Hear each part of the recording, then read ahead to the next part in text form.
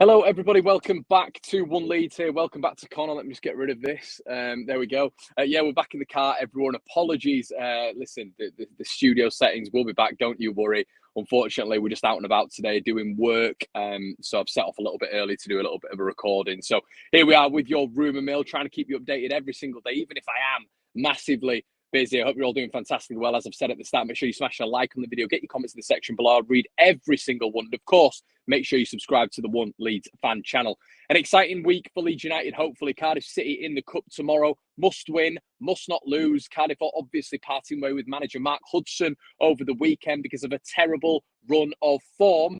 Shocking, we should have beaten them the first time out, but it is what it is. Cardiff City managed to get the draw. They're back at Ellen Road, and it means that the game time, the minutes between Leeds and our next Premier League fixture are a little bit congested. So a little bit of a nightmare, but it is what it is. We can't do anything about it. Leeds go into this cup competition without Jorginho Rutter, the club's new record signing. He's not able to play for this one, so obviously it looks like he's going to be featuring at some point against Brentford. So yeah, keep an eye out on him. However, when it comes to transfer news today, now we're all singing from the same hymn sheet, aren't we? We're talking about Azzedine Ounahi. That is the one on everybody's lips. We're not talking about Seko Fofana. We're not talking about any other midfield options. It is the creative, the technical, the fantastic Ounahi.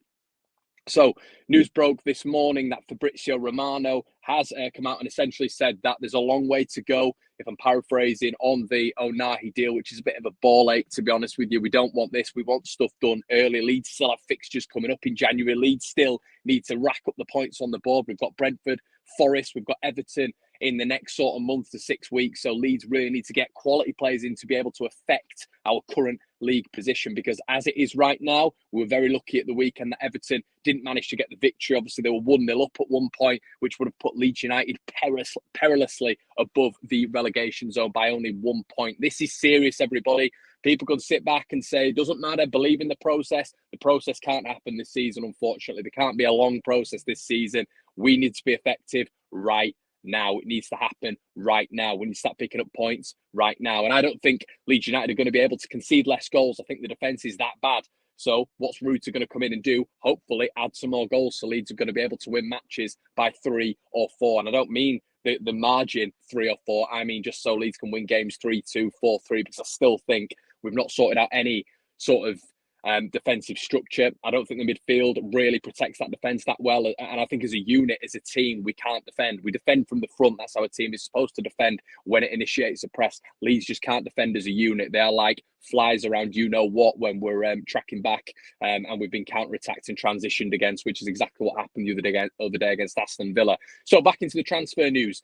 Great news to hear over the weekend that apparently the San Francisco 49ers were absolutely imperative in getting this deal over the line with Jorginho Rutter. Yes, apparently they are upping their stakes in Leeds' transfer news, the transfer business going on, which is great. It's great that they're actually doing it at the minute. We know when it comes to facilities, we know when it comes to investment, building, doing all these sort of things around Leeds United, marketing the club, globalisation, all this sort of stuff, they're going to be key. They're going to be pivotal in Leeds growing as a club. However, we need an impact right now. And this is the problem with Leeds United. I think sometimes it's been a problem when we've focused on heavily investing in youth products, for the 21s and all this sort of stuff. Even last season, when we were bringing in players for the 21s, when there was a lot of focus on Birmingham's George Hall instead of other transfer targets, which should have been the priority, aka last January, aside from Charles de Ketelaere, Leeds are always looking at the long term and bringing in long-term value for players. And I understand that. That's the workings of a good business. However, you need to be in the Premier League to really be able to gain the capital for those players. So yeah, sustainability is key in the Premier League this season.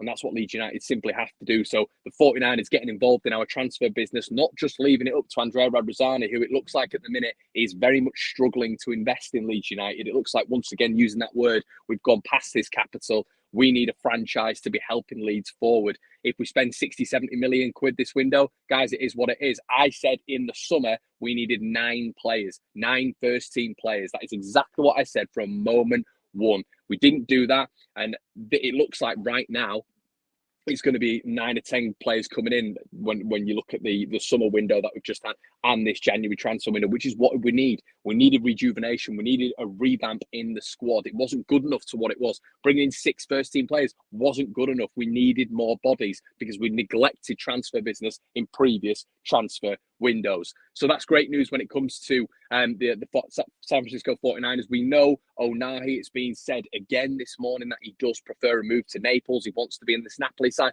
And everybody, he'll be looking at it. He'll be looking at the situation. It's as basic as this at points.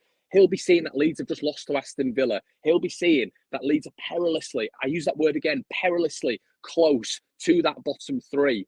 If obviously this is a very, very blanket and obvious, I've just mentioned, statement. But if we were higher in the table, Leeds would look more attractive. If Napoli are in with just a little bit of a lower valuation, obviously that's going to impact their transfer business with Ounahi. However, if they're able to maybe make it in installments like AC Milan did with Charles de Ketelaere when we were after him, and they're able to stagger it over 4 to 5 year period, and Angers are okay with that, I can see that happening with Ounahi. So that's where Leeds have got to have a second, third option there in place. And the reason I mention Leeds and Villa, everybody, is because if we're continuously losing, if he's seen the media coverage of Leeds United just dropping like a stone when it comes to the form table, that's going to affect him. You've got Napoli have just smashed up Juventus at home 5-1 on Friday night. The Georgian lad we were in, Kvitscharella, and Osman, just absolutely destroying Juventus. They've got such a great team, obviously with Spalletti there, and it looks like they're really building something. Maybe a little bit of a campaign and winning Serie A, because it looks like at the minute Juve are really falling behind. So what I'm trying to say, everyone, is that is a project that's very enticing, very attractive. Champions League, Serie A winners, Serie A competitors. That's why I think Leeds are going to struggle. That's where Leeds struggled with Charles de Ketelaere. I know money talks. I know the Premier League is a big business. I get that.